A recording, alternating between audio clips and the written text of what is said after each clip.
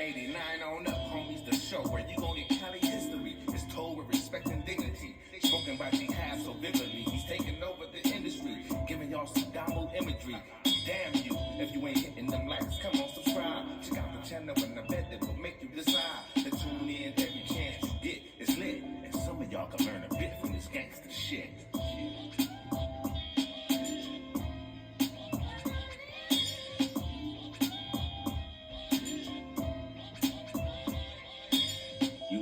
YouTube, what it do, loved ones? You know the motto, if you can, after the story's over there, hit us with a like, which is a thumbs up, and that'll let us know we kicking our stuff.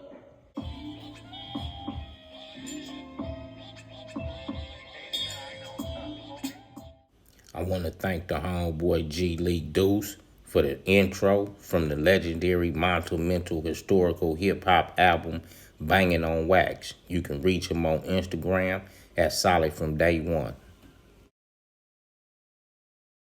YouTube, what it do, loved ones? Welcome to another episode of 89 on Up with On the Edge with BJ, APB. And this episode right here is about the homeboy, Lil Kre Kre, APB, Athens Park Bloodz. BJ, the floor is yours, loved one, to kick the content off for us. All the time. Thank you, and peace and blessings to everybody out there. And I'm just glad to be back today, and glad y'all could join us. You know, sometimes in this world we all need a lot of love. You know what I mean, to get by. And today, all the love is needed, especially at this kind of around the world with other things going on. With that said, I can't say what year I first met Kre Kre, because I've been knowing Kre Kre all my life, just like he knew me all his. Kre Kre was like one of them homies that he was everybody's brother from a different mother. Because I don't remember, like I said, I don't remember how I met him or nothing. All I remember was Kre Kre used to just pop up in my backyard. And I used to just trip off of him. You know, he was real young. Him and the homie Lil Freeman, they was like young at the time. They just pop up, you know, anybody can be in my yard.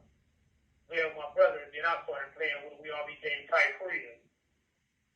As we got older, I started going over Kre Kre house.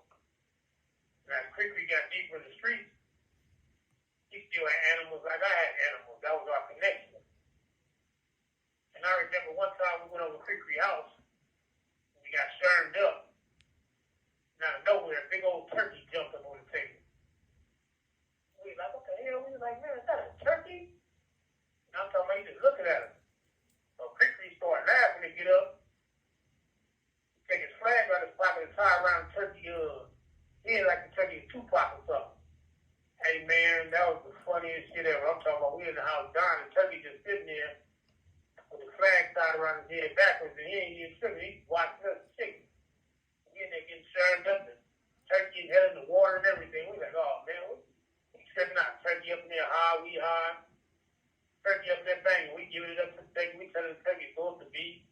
Kre Kre keep messing with him, like, throw it up. And the turkey is trying to take his hand and give you fire, you know? That shit was crazy. At the top of it all, Kre Kre had this giant dog. He had a big old Great Dane, all white with black spots. Then the dog, I ain't gonna lie exactly, the dog was at least 8 feet on 2 feet. And Kre Kre had a little gate. So we used to like taking people over Kre Kre house. Then we'd tell him, like, lean up against the gate right quick and don't let his mama see you, you know? That was always the joke. Don't let his mama see you. Turn your back because she don't think we get to school. So people would lean up against the gate, the dog would come. When we see the dog come, we get away from him.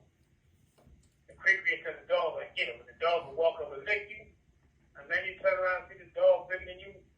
Then you get a defecated on yourself. The most fun I like to have with Kre Kre was Kre Kre liked to travel. So anytime there was a picnic or a function, Kre Kre was always either he was taking us in his car or he was going in your car. Either way it was going, he was going to make it to that fun. He didn't miss no party. Every time we went to a party, Kre Kre was always delightful to party. You know, he liked to have fun, man. And what I liked the most about Kre Kre was for him to be so young young and faithful, a lot of people feared Kre Kre, man. A lot of people used to think when they be talking less, they talking about big Kre Kre. But big Kre Kre at the time had took a fall and been gone for a while. And little Kre Kre stepped up, kept the name going. So by him keeping the name going, a lot of people were scared of Kre Kre. I'm talking really, really was scared of that boy, man. That boy had a nice little reputation for a young man. He had became so famous, I remember they made a rap about him. So the boy Kiki Logan made a rap about him. And that's what let me know that the little homie had earned his way through life. But I still looked at him as a Quan. Everybody else knew him as little Kre Kre the monster. To me, he was just a homie. But one thing I respected about him, if you was out of pocket, Kre Kre had no problem telling you. It didn't matter how old you was or how big you was. If he was out of pocket, he was going to tell you he was out of pocket. Especially if he was from the hood. He'll tell you in a minute. Hey man, next time we do that, we're going to have to get on and miss it. You know what I mean? And sometimes you have to look at him like, man, what you talking to like that? He's like, I'm talking to you. He's like, you're not above the rules just like I'm not above the rules. So if the rules apply to me, they apply to you. Do it again, we're going to get on. And he meant that. That was one of the things I respected about him. You know, he always told everybody their right and wrong. Another reason I liked him was because Kre Kre whole family took all the homies in that family. You know, his brother, his mom, and everybody treated him as family. That made Kre Kre our family. There's a whole lot I can say about him, but I'll be talking to you till next year sometime when I tell you all the stories about him. I'm just going to say the best attribute about Kre Kre was him getting shot when he was young and they put a cut on his lip. That cut on his lip made him famous because everybody knew about that cut on his lip. And it made him famous with us because we always told jokes about that lip. We used to always act like we stuck it on a burnt wire or something. And he used to just bust them laughing when we started getting jokes. I want y'all to know that Kre Kre was an innovator, a motivator, and he was also a good person, man. He wasn't about the money, but Kre Kre was just like me. He blew through money fast, and he never let you go without if you was around him. If he had $1 and that was all he had, he was busting in half, so you could have 50 cents. That's the kind of person he was. A lot of homies don't come along no more like Kre Kre. So when y'all do catch a homie that come along like him, take the time to spend with him and learn from him and gravitate to him. You never know when another homie like that gonna come around, man. To his family, his mama, Susie, we miss him just like you do. To his brother Squeeze, I got a chance to meet Squeeze from 6-0. Thank you, homie, and I appreciate you, you know what I mean? And I love you just like I love your brother, man.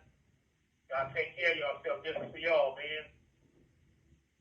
Little Kre Kre, rest in peace, a.k.a. Mr. Laquan Westbrook. Take care of yourself, homie. We love you. Rest in paradise. Speaking about Lil Kre Kre, APB, Anthony's Park Bloodz, hell of a homeboy in our age group, generation bracket. I had the pleasure and the experience of meeting a homie in the early 90s.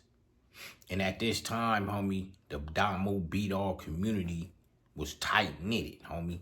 And we'd be in each other's hoods constantly, homie. Our dudes would be functioning and we'd run across each other. And if we seen each other looking like we in the same age group, category, same height range, and different of this and different of that, and G'd up, we went out our way to introduce ourselves to one another in a powerful, blood, mannerable fashion, homie, back then, homie. And at this time, how I meet the homeboy is around the time that I want to say maybe around the early 90s when the big homeboy Lil Dulo stayed on the 500 block. And at that time, on the 500 block, you had homies like the original Big Gangster Slim Nim and certain other various homeboys that hung with different homies from Athens Park Bloodz, such as a skull from Athens Park Bloodz and egg nymph from Athens Park Bloodz, homie. So during these times in the early 90s, I bumped heads with the homeboy Lil Kre Kre at a function, homie, and was able to shake hands, give it up with the homie, and share some drink and blow. So anyway, homie would bring me closer to the homie later on from the time of me meeting the homie, you know, a year or so go on. I hit Juvenile camp, homie. And at the midst of me hitting Juvenile camp, like I say, it's early 90s. Homies is, you know, we still at a disadvantage, but niggas is, you know, holding it up, pushing the line for this B and this P thing. And at that same token, you got the Crips really pushing heavily aggressive with they stance, homie. And like I said, dog, all of us didn't start off no hell of a niggas, or it might have been things that we experienced and went through that made us hell of a niggas, homie. Or it might have been homies that seen a nigga about to fall from the waist side and snatch a nigga up and pump some air back in a nigga and keep a nigga pushing that P and the B, homie. So anyway, to dive more into the story on me getting acquainted with the homeboy Lil Kre Kre, APB, Athens Park Bloodz, I lands myself in Juvenile camp, homie. And at this time, in Juvenile camps, they got two sides, you know. In one building, they got two sides. I think it's like an A side, then it's a B side, homie. But at that time, we was just functioning on our side. We wasn't really, you know, motherfucker had heard it was a homie or two on the B side, but we never had went over there for me to really see how it was. They kind of had it trenched down where you couldn't really interact with the other side at that time. So anyway, at that time of me Juvenile camp gelling, you got the 10 Deuce Raymond's Crips. And they still in full motion. It's the early 90s. They still in full motion and got dudes of my age that I'm banging against. You know what I'm saying? And like I said, they got the 10 Deuce Raymonds and they got 120 Raymonds.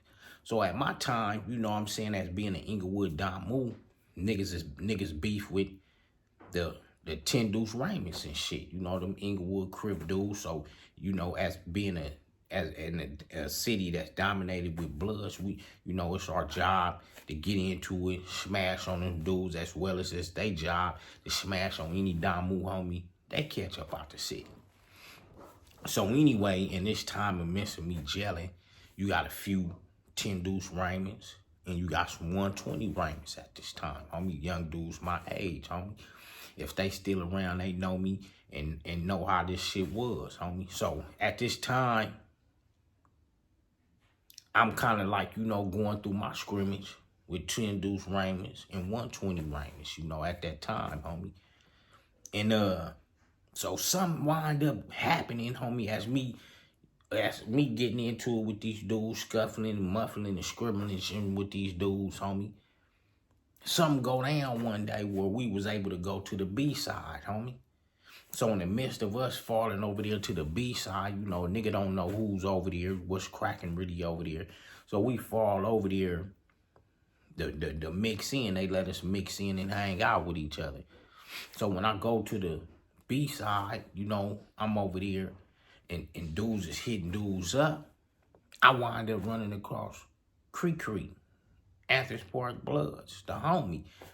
And I know him from the streets, you know, then seen him, hung out and kicked it with him. So when I seen him, a smile hit my face, homie. So I chunk it up on the homie, give it up and everything. And at that time, Kre Kre, you know, had that distinctive look with the ripped lip. And the homie had a little size on him at that time, you know, for our juvenile status of jelly. So I remember the homie was like, you know what I'm saying, like, blood, you know what I'm saying, because he, you know, he anxious to put it down and let me know what's happening with him. He like, what's happening, blood, everything good with you over there?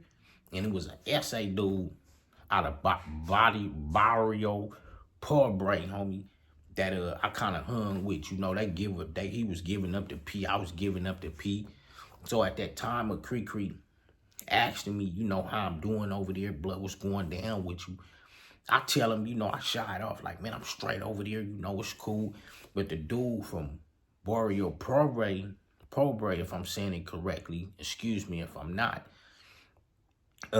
he say, nah, what I'm saying, Pint, tell your homeboy, what's up? Like, nah, he be getting into it with them Crips and shit over there, woo, woo.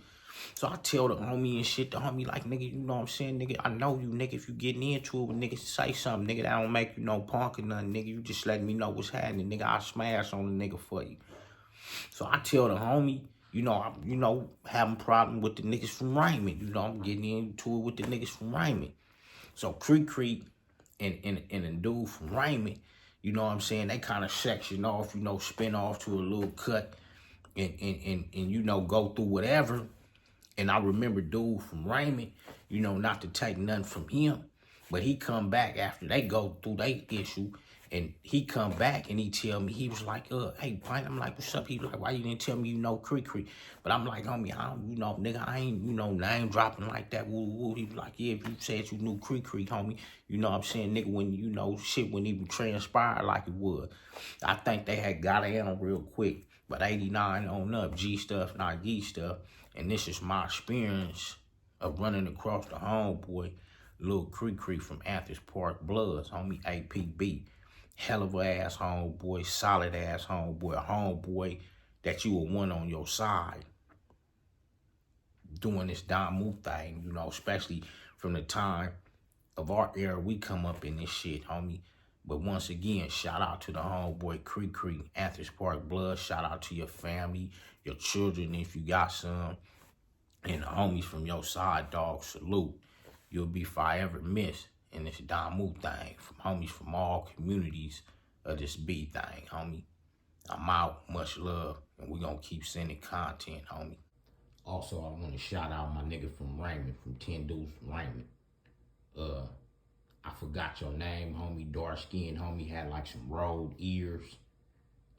Shit, man, after our differences and shit, we wind up becoming, good talking buddies, man. You know what I'm saying? And I just wanted to mention that and add that in. Sometimes it take different obstacles and turns and bumps and bruises out here in this gangster shit for niggas to get on the same eye level, whether if we crippin' or blood and essaying it or what. 89 on up. G stuff, not ye stuff.